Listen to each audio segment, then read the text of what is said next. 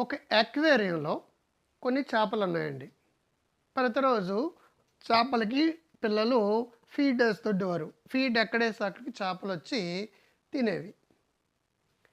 పిల్లలు ఫీడ్ ఏస్తున్నప్పుడు చేపలొచ్చి తినేవి గదా! మరి సైంటిస్టులు ఊరుకుంటారా? మాలాంటి సైకాలజిస్టులు గానీ, సోషల్ సైంటిస్టులు గానీ, బిహేవియరల్ సైంటిస్టులు గానీ ఏం చేస్తారంటే, మధ్యలో ఒక ట్రాన్స్‌పరెంట్ గ్లాస్ పెట్టారండి. అది ఉన్నట్టే తెలీదది. చేపలు ఇటు సైడ్ ఉన్నాయి.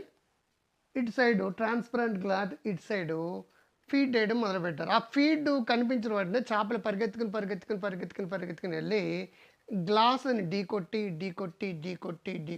ఢీకొట్టి మా వల్ల కాదని వదిలేసేవి. ఆ మర్నాడు కూడా ఫీడ్ ఏసేవండి. మర్నాడు కూడా పరిగెత్తుకొని వచ్చేవి. మళ్ళా ఆ గ్లాస్ ఇక్కడ ఫీడ్ ఉంది. ఇక్కడ చేపలున్నాయి. దీనికి ఢీకొట్టి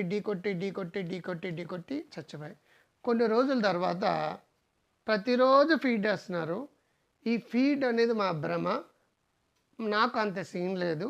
ఆహ్, ఆహ్, ఆహ్, ఆ గ్లాస్ అనేది ఉందని దానికి తెలీదు కదా! భ్రమ అని చెప్పేసి అలా ఉండిపోయింది. తర్వాత సైంటిస్టులు ఏం చేశారంటే గ్లాస్‌ని తీసేసారండి. తీసేసి మళ్ళా ఫీడ్ చేయడం మొదలుపెట్టారు. రోజు ఫీడ్ ఏస్తున్నారు. ఇవేమనుకున్నాయో తెలుసా? ఇంతకాలం మేము చూసిన ఫీడ్ అనేది భ్రమ. నిజం కాదు. మాకంత సీన్ లేదని చెప్పేసి పక్కనే ఫీడ్ ఉంది. పక్కనే ఆహారం ఉంది. గ్లాస్ తీసేశారు. ఇవేం చేశారంటే తినడానికి తిండి లేక, తినే ప్రయత్నం చేయక తమలో తాము కుమిలిపోతూ చేపలు చచ్చిపోయినాయి. ఇక్కడ చేపలను చంపింది ఆహారలేమా? లేదనుకుంటే నమ్మకమా? మాకు ఫుడ్డు లేదు. నాకు ఫుడ్డు దొరకదు.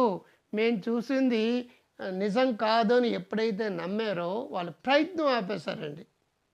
చేపలను చంపింది కేవలం ఫీడ్ కాకుండా భ్రమకు గురైన నమ్మకంతో తినడం మానేసి చూసుకుని చచ్చిపోయినాయి. చాలామందికి బాణమైతే ఉండదండి, చేతమైతే ఉండదండి, హెచ్ఐవి ఉండదండి, కోవిడ్ ఉండదండి, డేవిడ్ ఉండదండి, హార్ట్ అటాక్ ఉండదండి, క్యాన్సర్ ఉండదండి.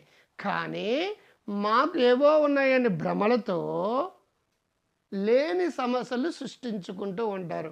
సెల్ఫ్ ఎక్వైర్డ్ డిసీజెస్ అని చెప్పేసి. మీ నమ్మకం ఎంత ప్రభావం చూపిస్తుందంటే పీనుగులో ఉండేవాడిని ఏనుగుగా మారుస్తుంది.